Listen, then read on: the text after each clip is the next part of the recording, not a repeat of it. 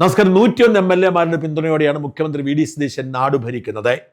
അതുകൊണ്ട് തന്നെ നിയമസഭാ സമ്മേളനം നടക്കുമ്പോൾ സാധാരണ ജനങ്ങൾക്കൊരു ആവേശമാണ്. നിയമസഭയിൽ നടക്കുന്നത് വെടിക്കെട്ട് പ്രകടനങ്ങളാണ്. അവസരം കിട്ടിയാൽ മതി, അപ്പോൾ തന്നെ തകർക്കും എന്ന കാര്യത്തിൽ ഒരു സംശയവും വേണ്ട. ഓരോ ദിവസവും നിയമസഭയിൽ ഇത്തരം കിടിലൻ പ്രഭാഷണങ്ങൾ നടക്കും. ജനങ്ങൾ ആവേശത്തോടു കൂടിയാണ് കണ്ടിരിക്കുന്നത്. നിയമസഭയുടെ ആദ്യ സമ്മേളനത്തിൽ CPM-നെ വേണ്ടുവോളം അലക്കിയ കുന്നത്തുനാട് MLA VP സജീന്ദ്രൻ ഇന്നലെയും വീണ് കിട്ടിയ അവസരം വേണ്ടതുപോലെ ഉപയോഗിച്ചു. പിണറായി വിജയനെ എണീറ്റ് നിൽക്കാൻ കഴിയാത്ത വിധത്തിൽ തുരുതുരെ വെടിവെക്കുകയായിരുന്നു സജീന്ദ്രൻ. ധവളപത്രം വായിക്കാൻ MV ഗോവിന്ദന് വേണ്ടി ദേശാഭിമാനിയിൽ ഒരു പരസ്യം കൊടുക്കണം എന്നാവശ്യപ്പെട്ടുകൊണ്ടായിരുന്നു വെടിക്കെട്ടിന് തുടക്കമിട്ടത്. സാറ്, ഈ ബഡ്ജറ്റിന് മുമ്പ് ബഹുമാനായ ധനകാര്യമന്ത്രി ഒരു ധവളപത്രം ഇവിടെ നിയമസഭയിൽ അവതരിപ്പിക്കുകയുണ്ടായി. ഇവിടെ ഈ ധവളപത്രത്തെക്കുറിച്ച് വലിയ ചർച്ചകളായിരുന്നു ആ സമയത്ത്. കേരളത്തിലെ സാമ്പത്തിക വിദഗ്ധന്മാരൊക്കെ വലിയ ഗൗരവമായി ചർച്ച ചെയ്തു. ഇടതുപക്ഷത്തുനിന്ന് ഡോക്ടർ തോമസ് ഐസക് ഒരു സാമ്പത്തിക വിദഗ്ധനാണ്. അദ്ദേഹം അതേക്കുറിച്ച് വളരെ കാര്യമായ അഭിപ്രായം പറഞ്ഞു. കേരളത്തിലെ യഥാർത്ഥ സാമ്പത്തിക സ്ഥിതി എന്തെന്നുള്ള കണക്കായിരുന്നു അതിൻ്റെ അകത്തുണ്ടായിരുന്നു. ഞാനും അത് വായിച്ചു നോക്കി. പാർട്ടി സെക്രട്ടറി ഗോവിന്ദൻ മാഷോട് ചോദിച്ചു, പത്രക്കാർ അങ്ങ് കേരളത്തിൽ ഇറക്കിയ ധവളപത്രത്തെക്കുറിച്ച് എന്താണ് അഭിപ്രായം എന്ന് ചോദിച്ചപ്പോൾ, ഞാൻ ദേശാഭിമാനി പത്രം ഒഴിച്ചൊരു പത്രവും വായിക്കാറില്ല, ജനയുഗം പോലും വായിക്കാറില്ല. അതുകൊണ്ട് ബഹുമാനപ്പെട്ട PRDയുടെ ചുമതലയുള്ള മുഖ്യമന്ത്രിയോട് പറയാനുള്ളത്, ദയവായി അങ്ങ് പാർട്ടി സെക്രട്ടറിക്കൊന്ന് വായിക്കാൻ ദേശാഭിമാനിയിൽ ഒരു പരസ്യം കൊടുക്കണമെന്നുള്ളതാണ് എൻ്റെ ഒരു അഭിപ്രായം. പിന്നെ കിണർ ഗോലു എന്ന് പറഞ്ഞുകൊണ്ട് നേരെ MV നികേഷ് കുമാറിന്റെ നെഞ്ചത്തേക്കായി VP സജീന്ദ്രന്റെ വെടിവയ്പ്. പിണറായിയുടെ പക വീട്ടാൻ വേണ്ടി നികേഷ് കുമാർ എങ്ങനെയാണ് പിണറായിക്കൊപ്പം കൂടി പണി കൊടുത്തത് എന്ന് എണ്ണി പറഞ്ഞു. കനകോലുവുമായി ബന്ധപ്പെട്ട് കനകോലുവാണ് ഈ 102 സീറ്റിൽ ജയിപ്പിച്ചതെന്ന് ചില ആളുകൾ ഇവിടെ പറഞ്ഞ് നടക്കുന്നുണ്ട്. സാർ, ഇവിടെ ഉപതെരഞ്ഞെടുപ്പ് നടന്നു, അതേപോലെ തന്നെ പാർലമെൻറ്റ് തിരഞ്ഞെടുപ്പ് നടന്നു, അതിനുശേഷം തദ്ദേശ സ്വയംഭരണ തിരഞ്ഞെടുപ്പ് നടന്നു. ഈ സമയത്തെല്ലാം ഇവിടെ UDF-ന് നേതൃത്വം കൊടുത്ത ഈ 1-ാം നമ്പർ സീറ്റിൽ ഇരിക്കുന്ന മുഖ്യമന്ത്രിയാണ്. സാർ, കനകോലു ഉണ്ടെന്നുള്ള വിശ്വാസം, എന്തായാലും അങ്ങനെ ഒരു പ്രചരണം നടത്തിയത് ഞങ്ങൾക്കും UDF-നും ഗുണമായി. കാരണം കനകോലു ഉണ്ടെന്നുള്ള വിശ്വാസത്തിൽ അവരൊരു PR മാനേജരെ ഏൽപ്പിച്ചു. അദ്ദേഹമാണ് കിണർ ഗോലു. സാർ, കിണർ ഗോലുവിൻ്റെ നേതൃത്വത്തിൽ നടന്ന വർക്കാണ് ഇപ്പോൾ അവരെ അവിടെ കൊണ്ട് ഇരുത്തിയിരിക്കുന്നത്. സാർ, ഈ PR മാനേജറായി ചുമതല ഏറ്റെടുത്ത അദ്ദേഹത്തിന് കടുത്ത ശത്രുത നിങ്ങളോടുണ്ടായിരുന്നു. അത് നിങ്ങൾക്ക് മനസ്സിലാക്കാൻ പറ്റിയില്ല. അദ്ദേഹത്തിൻ്റെ പിതാവിനെ കൂത്തുപറമ്പിൽ വെച്ച് കൊല ചെയ്യാൻ ശ്രമിച്ചതിൻ്റെ പേരിൽ അദ്ദേഹത്തിന് ശത്രുതയുണ്ടായിരുന്നു. അതുകൂടാതെ പാപ്പിനിശ്ശേരിയിലെ പാമ്പ് വളർത്തൽ കേന്ദ്രം തീ വെച്ച് നശിപ്പിച്ചതിൻ്റെ പേരിൽ ശത്രുതയുണ്ടായിരുന്നു. ആ പാമ്പ് വളർത്തൽ കേന്ദ്രത്തിലുണ്ടായിരുന്ന കുരങ്ങന്റെ കാലിൽ പിടിച്ച് തൂക്കിയെടുത്ത് നീ CMB ചേർന്നല്ലേടാ എന്ന് പറഞ്ഞുകൊണ്ട് കാലിൽ പിടിച്ചടിച്ചതും അദ്ദേഹത്തിൻ്റെ മനസ്സിലുണ്ടായിരുന്നു. സാർ, ഈ ശത്രുത കയ്യിൽ വെച്ചുകൊണ്ട് നടക്കുകയായിരുന്നു. അദ്ദേഹം വ്യക്തിപരമായി പകരം ചോദിക്കാൻ തയ്യാറെടുത്തിരുന്നെങ്കിലും ഇന്നോവ വീട്ടിൽ വരും എന്നുള്ള ഭയത്താൽ അദ്ദേഹം തൽക്കാലം അത് മനസ്സിൽ അടക്കി വെച്ചു.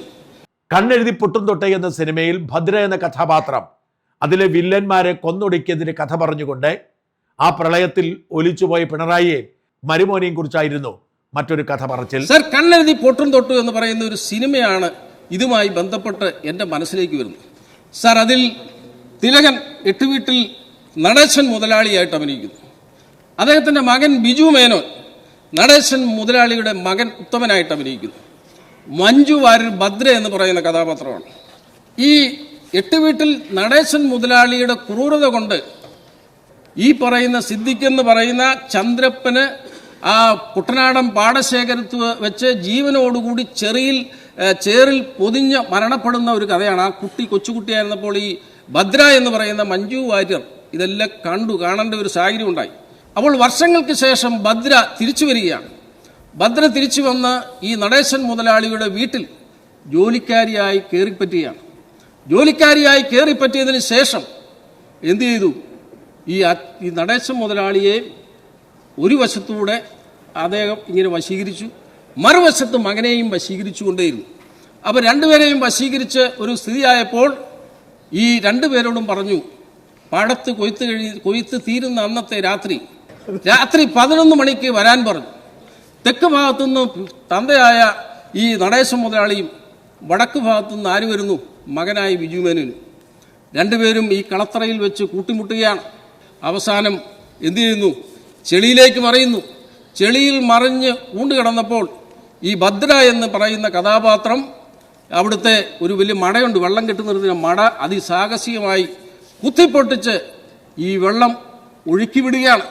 ആ വെള്ളം മലവെള്ളപ്പാച്ചിൽ പോലെ ഈ വെള്ളം ഒഴുകി ഈ അപ്പൻ്റെയും മകൻ്റെയും പുറത്തേക്ക് പോകുമ്പോൾ ഇലക്ട്രിക് പോസ്റ്റ് സഹിതം വെള്ളത്തിൽ വീണ് ഷോക്കടിക്കുകയും ആ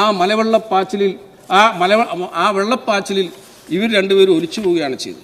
സാർ, ഈ സിനിമയെക്കുറിച്ച് പറയാൻ കാര്യം, ഈ PR മാനേജറുടെ ഈ സിനിമയിൽ അപ്പനും മകനുമാണ് ഒലിച്ചു പോയതെങ്കിൽ ഈ PR മാനേജറുടെ PR വർക്കിൽ അപ്പനും മരുമോനുമാണ് ഒലിച്ചു പോയത് എന്നുള്ളത് ഞാനിവിടെ പറയാൻ ആഗ്രഹിക്കുകയാണ്. സാർ, മഴ കുടകുട എന്ന പരസ്യവാചകം ഉന്നയിച്ചും KP ഉമറിന്റെ കടക്കുപുറത്തുമൊക്കെ പറഞ്ഞ് പിണറായിയെ സിനിമയുമായി ബന്ധിപ്പിച്ചുകൊണ്ട് പ്രസംഗം തുടർന്നു. അദ്ദേഹം ചില പരസ്യവാചകങ്ങളിലെ ചില വാക്കുകൾ കടമെടുത്താണ് നേതാക്കൾക്ക് പ്രസംഗിക്കുവാനുള്ള പ്രസംഗത്തിനിടയിൽ കയറ്റി കൊടുത്തുകൊണ്ടിരുന്നത്.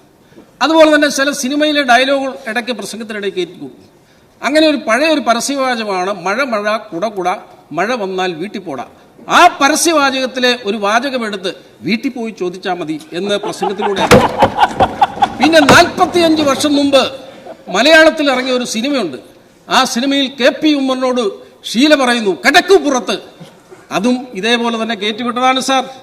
അതുപോലെ തന്നെ ഇന്നീ പാർട്ടി ലോകമെങ്ങും ശോഭിച്ചീടും കാരണഭൂതൻ സെക്രട്ടറിയേറ്റിൽ ഒരു വിദ്വാനെ പോയി കണ്ട് ഈ കവിത എഴുതിപ്പിച്ചു.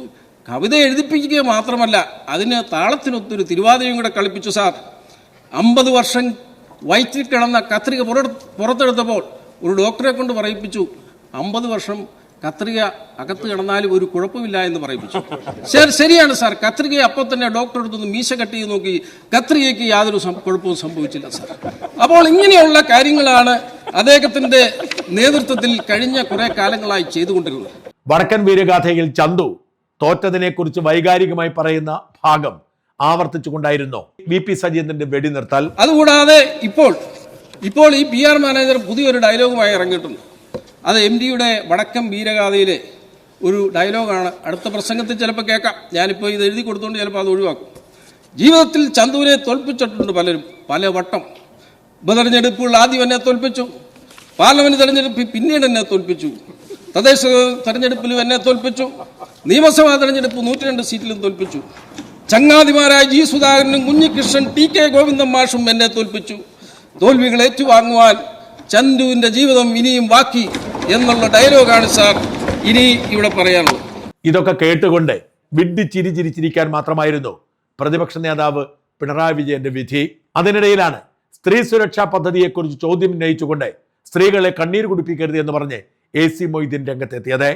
പിന്നെ കാണുന്നത് VD സതീശന്റെ വക വെടിക്കെട്ടായിരുന്നു. 16 ലക്ഷം വീട്ടമ്മമാരുടെ കണ്ണീര് കാണാൻ ഈ ഗവൺമെന്റ് ഇത്രയധികം ആഗ്രഹിക്കുന്നു എന്നുള്ളത് അതിശയകരമാണ് സാർ.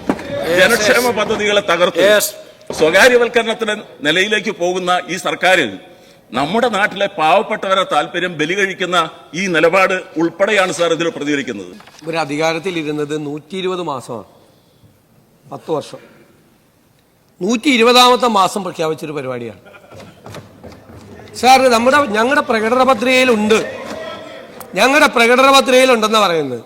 സാറെ, പ്രകടന പത്രികയിലുള്ള കാര്യം തുടങ്ങുമ്പോഴാണോ അവതരിപ്പിക്കുന്നത്, പോകുന്ന പോക്കിനാണോ അവതരിപ്പിക്കുന്നത്, നടപ്പാക്കുന്നത്? അല്ല, നിങ്ങൾ 2500 രൂപയുടെ സാമൂഹ്യ സുരക്ഷാ പെൻഷൻ കൊടുക്കുന്നത് അത് പറഞ്ഞിട്ടാണ് ഒത്തുചേരി അധികാരത്തിൽ വന്നത്. എന്നിട്ട് 4.25 കൊല്ലക്കാലം 1 രൂപ കൂട്ടിക്കൊടുത്തില്ല. പഞ്ചായത്ത് ഇലക്ഷന്റെ തൊട്ട് മുമ്പ് ഒരു 400 രൂപ കൂട്ടി 2000 ആക്കി. പോണ പോക്കിന് അങ്ങനെയാണോ പ്രകടന പത്രിക നടപ്പാക്കുന്നത്? ഞങ്ങൾ പ്രകടന പത്രികയെ കുറിച്ച് പറഞ്ഞുകൊണ്ടാണ് ഞാൻ പറഞ്ഞത്, ഞാൻ ഒന്നും പറയില്ല. ഞങ്ങൾ ആദ്യത്തെ മാസത്തിൽ സ്ത്രീകളുടെ സൗജന്യ യാത്ര ഞങ്ങൾ നടപ്പിലാക്കി. ആദ്യത്തെ ക്യാബിനറ്റിൽ തീരുമാനിച്ച് 1 മാസത്തിനുള്ളിൽ സ്ത്രീകൾക്ക് സൗജന്യ യാത്ര നടപ്പാക്കി. ഞങ്ങള് ഇവിടെ സ്ത്രീകളോട്, ഇത് ശരിയല്ല, അത് നിങ്ങൾ ഇപ്പുറത്ത് 99 പേര് ഇരിക്കുന്ന സമയത്ത് ഞാൻ അപ്പുറത്ത് നിന്ന് ഞാൻ പറയാനുള്ളത് പറഞ്ഞിട്ടാണ് പോയിട്ടുള്ളത്, പ്രതിപക്ഷ നേതാവായിരിക്കും. ഇപ്പൊ ഞാൻ വന്നിരിക്കുന്നത് ഒറ്റയ്ക്കല്ല, 101 പേര് കൂടിയിട്ടാ. അപ്പൊ ഞാൻ ശരിക്കും പറയാനുള്ളത് പറഞ്ഞിട്ടേ പോവുള്ളൂ. ഒരു ബഹളം ഉണ്ടാക്കിയാലും ഞാൻ മാറില്ല. നിങ്ങള് സ്ത്രീകളോട് സ്നേഹം. ഈ ആശാ വർക്കർമാര് ആ തെരുവില് സമരം ചെയ്തില്ലേ എത്ര മാസക്കാലം? നിങ്ങൾ തലമുണ്ടനം ചെയ്തില്ലേ സ്ത്രീകൾ? നിങ്ങൾ അവർക്ക് സഹായിച്ചില്ല എന്ന് മാത്രമല്ല, നിങ്ങൾ അവരെ കളിയാക്കി, പരിഹസിച്ചു, പാട്ടവർക്കികളെന്ന് പറഞ്ഞു, എന്തെല്ലാം മോശമായ വാക്കുകൾ ഉപയോഗിച്ചു. സാർ, ഞങ്ങൾ എന്താ ചെയ്തത്? ആദ്യത്തെ മന്ത്രിസഭാ യോഗത്തിൽ തന്നെ അവർക്ക് 3000 രൂപ ഞങ്ങൾ കൂട്ടിക്കൊടുത്തു. സാർ, അത് മാത്രമല്ലല്ലോ, അംഗൻവാടി തൊഴിലാളികൾക്ക് സ്ത്രീകളാണല്ലോ, പാചക തൊഴിലാളികൾ, പ്രീ പ്രൈമറി അധ്യാപകർ എന്നുള്ളവർക്ക് എല്ലാവർക്കും ആദ്യത്തെ ക്യാബിനറ്റിൽ തുക വർദ്ധിപ്പിച്ച് നൽകി. മനസ്സിലായ? ഞങ്ങളാണ് സ്ത്രീപക്ഷം, നിങ്ങളല്ല, നിങ്ങളായിരുന്നില്ല. നിങ്ങൾ സ്ത്രീ വിരുദ്ധ പക്ഷ നിലപാടാണ് എടുത്തിരിക്കുന്നത്. അങ്ങ് ബഹുമാനപ്പെട്ട അംഗം ആ സ്ത്രീപക്ഷത്തെ കുറിച്ച് എന്നെ ഓർമ്മിപ്പിച്ചതുകൊണ്ട് മാത്രമാണ് ഞാൻ, അല്ലെങ്കിൽ ഇതിന് മറുപടി പറയേണ്ടതല്ല.